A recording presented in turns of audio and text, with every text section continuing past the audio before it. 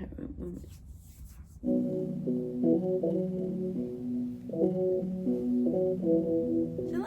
and welcome back to Wife Hack by Tina Cherie. Welcome to a weekly message. In this weekly message, we're going to be talking about, I think I named it originally When a Man Loves You, but I want to name it, When Somebody Loves You, period. Because I feel like there's a lot of similarities between us men and women, and love is love. So, just what it is. So, we're going to be talking about that. And don't forget to like, comment, and subscribe, share, hit that notification bell. And I'm going to have you drop a heart emoji down in the comments since we're going to be talking about this, okay? And this is a learning journey, so we're going to do this together, okay? Okay, so I am going to have you turn with me to 1 Corinthians 16:13. Be on your guard and firm in the faith, and courageous and be strong. Listen to me. Be on your guard, stand firm in the faith, be courageous, and be strong. Let me tell you a quick story about the be on your guard, stay firm. Because let me tell you,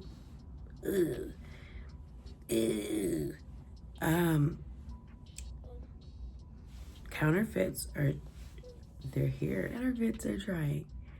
They're trying to distract you from what your real purpose, your real destiny is. They're trying. And it's good, let me tell you. They're good. But stand firm. Let me tell you how you know when things are real, genuine love. It's just not going to have you compromise.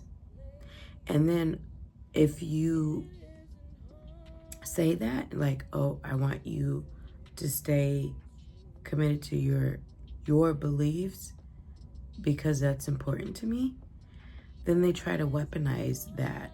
They'll go, let me tell you, that's not real, because love does not have you compromise. That's not in the 1 Corinthians 13:4-8. It does not say, oh, love compromises on their morals, their beliefs. It doesn't. If anything, love is going to hold you accountable. Listen to me. Okay. So we in here, and the reason I'm talking about this, like I told you, every message that God has me relaying to you completely is always like in alignment with my life. Completely. Because normally, let me tell you, normally for myself, most of the time it's always been either super old guys, like grandpas and stuff, super old guys, or super young guys. I don't really get the guys that are my age until recently. And so we took a Greyhound from Colorado to Atlanta, Georgia. We took a Greyhound, and I was like, oh, that's so kind of him. So then he ended up moving his seat like to the back, and I didn't think anything of it. It was whatever. And then I don't know, he was like always there. And so then I would order like food for my kids if we're at like a rest stop or whatever. So then he stopped saying, oh, I'll get their extra. And he just started just getting their food every rest stop. It was crazy. And I was like, oh, that's very kind of him. So then we're talking, and I'm like, because he kept making a big deal about how people were saying, oh, your wife and your kids, they're already on the bus or something. Like, he kept making a big deal about that. And he's like, I kind of like that. And I'm like, okay, okay, that's all right. I'm like, you do know it. Corner is a lot. But he kept saying that. And so then I'm like, okay. So then he ended up sitting back where I was sitting. So we're talking hours on the bus, just talking. And I'm like, let me tell you, I like talking. I like talking. But I like listening. I like listening and I like learning.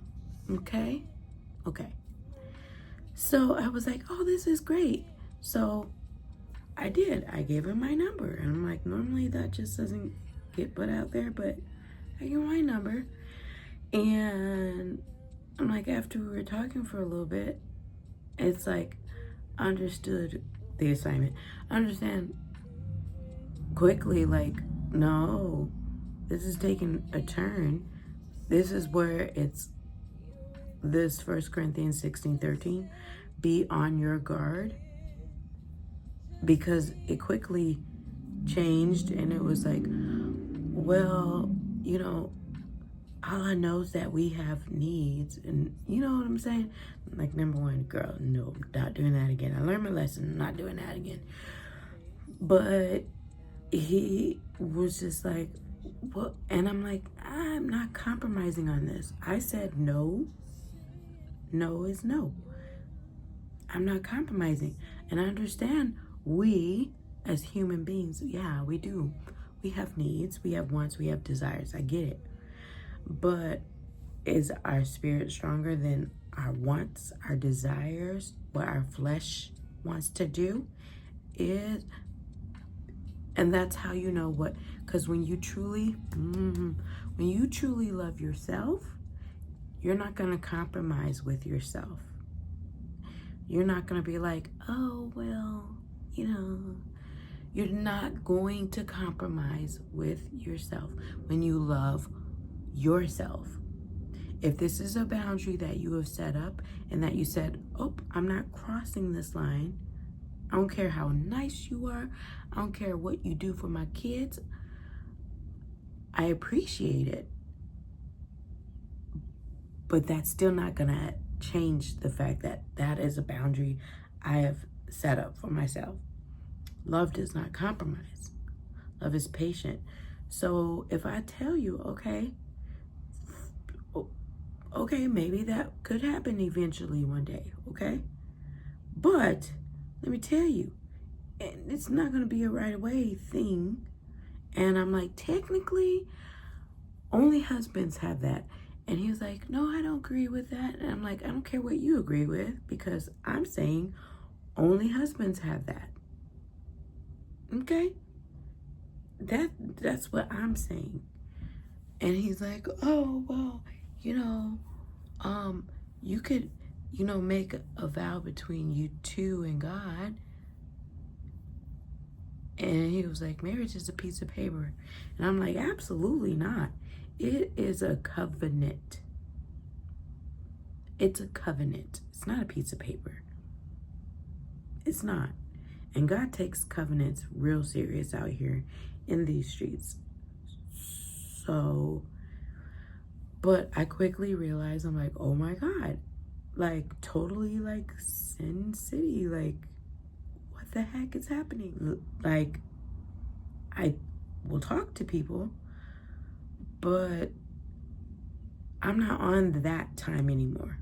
If you know what I'm saying, I'm not that. Like, the old version of who I was would have been cool with that and would have been like, 7-Eleven, 7-Eleven, just open for business. And I'm like, no, that's not what it is. Stand firm in the faith. What is it that you believe? Stand firm on that. And then don't deviate from that. It says, be courageous, be strong. Let me tell you, moving here has been, I have to be courageous. I have to be strong. I have to. And this is a walk of obedience for me to do that, because I'm like, obviously, yeah, comfortable in my dysfunction, okay? I was comfortable because I'm like, oh, my job is great. I'm like, I love like where I live and my neighbors, everything's cool. And to like just up and leave all that, I'm like, yeah. But I'm like, I have to believe God has got me. I have to. Even when it looks like he doesn't, I have to. I have to believe that. It's scary, but it's like, I'm going to be courageous and I'm going to be obedient to what God has said, because for years I made excuses. And God's not here for excuses. Sorry. God's not here for excuses. Point blank, period. If God has told you this is something that you need to do, then this is something you need to do. And trust and believe that God's got you. Even when it looks like he's far, far away. I hope my face is... How else you know that this is love is, you know how in the Bible it talks about how iron sharpens iron. Love is going to challenge you to be better. It's going to challenge what you think, what you do. It's going to challenge that. If you are a different person because this love has come, if you aren't different in some way, then I don't know if that's really genuine, because I feel like love is going to challenge you. And let me tell you something else. When real, true love shows up, I'm gonna need people like not to get intimidated by it. Everybody says they want that real, true love, but then when it shows up, they're like, oh my God, it's so intense. Let me tell you, love in and of itself is intense. It's intense. Like, I don't know if there's like we all believe in a fairy tale, like, oh, it should just be simple and it should just be easy. Sorry, make sure, like, still not crying. Oh, it should just be simple, it should just be easy. It's not, because it's gonna be intense and it's going to challenge the way that you, I guess, your status quo. It's gonna challenge your way of thinking. It's going to make you look at things differently, act differently. It's going to stretch you, okay? It's going to help you be a better you, if at the end of the day, okay? Love is kind, but kindness doesn't mean having alternative motives. It doesn't mean, oh, I'm gonna be nice, but then she gonna let me, I'm gonna say, she gonna let me hit it. Oh, I'm gonna be nice to her. I'm gonna be nice to her kids. And then I'm like, let me tell you, first and foremost, let me tell you, no. No. Love is genuine. Love is kind, genuinely. Not because it wants something. No. Number one, love wants you to be the best you. And if you aren't accustomed to that, like somebody challenging you, challenge does not mean disagreement. Challenge doesn't mean being disrespectful. Challenge you means I want you to,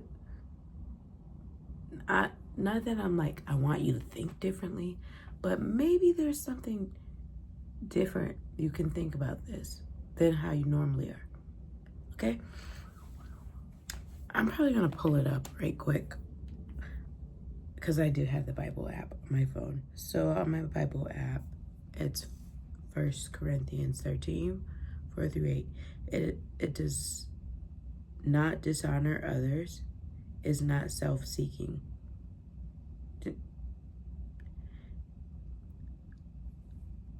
It does not dishonor others, is not self-seeking. Very simple. Very, very simple. Like I said, it's not going to compromise. It's just not. It's not going to compromise. But it's not going to want its own way, if that makes sense. It's not going to want its own way. Love wants, I'm going to speak for myself, wants what's best for, yes, themselves, but for the other person as well. Okay? Is not easily angered. It keeps no record of wrong. So you're just not going to take offense. So my communication is, I'm very direct, okay? Very direct. And I say what I mean. And I mean what I say. It's just what it is. And I understand in this day and age, people like tiptoe around stuff. They sugarcoat things. They say this, but then they do something else. So a lot of people get offended by that. Like you'll say something and then they'll take offense to what you said when you meant it genuinely. That's not love. Love understands. Anyway, love does not delight in evil, but rejoices in the truth. Okay, that's very self-explanatory. So, if somebody lying in these streets, love's not gonna sit there and side with the lies. No offense, I'm gonna say cut off. Cut off. I don't want to have or give you access to me anymore if you're gonna be out here being reckless. And it says it always protects, always trusts, always hopes, always preserves. Love protects. Love makes sure that you're good. And maybe that was God's way of protecting me. Yeah, because he was a big dude. Maybe that was God's way of protecting me. I don't know. Because I was traveling by myself. I don't know. Love protects. I don't know. I feel led to talk about this. Because I feel like some people get it misconstrued. Okay? So let's make it very, very clear. So maybe for other people it means something different. But for me, like I believe girl era, people are like, oh, you just get to sit there and be pretty and I get to do all the work. Not necessarily. The way I look at it is soft girl era has nothing to do with, oh, I just get to sit here and do nothing and be pretty. No. I've always worked. One way or another. I'm probably always going to work. But I do believe following God and doing and being obedient to what he wants me to do, my work is just not going to feel like work. Because it's something I'm called to do. Okay? But so soft girl era to me means, but I get to be, to me, I get to be feminine. I get to be a woman. I don't want to be the boss. I don't. Sorry. And I might be traditional in my way of thinking about things. I am. But I don't want, that's not what I feel like I'm called to do. And I don't want it. I don't. Do we build together? Absolutely, we build together. But I could be gentle and I can be soft, meaning like my heart. I could be soft. I could be gentle. To me, that's soft girl era all day. Not I get to stay home, you get to go work, and you make all the money, and I absolutely do nothing. Now, I don't necessarily, only because I've been there, done that, it wasn't at the same level. Like, I was working, but I wasn't making nearly as much. But I could be feminine. That's soft girl. The other thing is just, I don't really know what that is. Or at least that's the way I view soft girl. Let me know if I'm wrong, but that's the way I see it. Okay? That's just the way I see it. But either which way, bottom line, when there's true love, you're just not going to have to compromise. I'm going to link in the description one of the life-giving messages from Bishop Kevin Foreman in Harvest Church. It'll bless you, inspire you, it'll change your life. Thank you so much. This is such an honor. And shalom.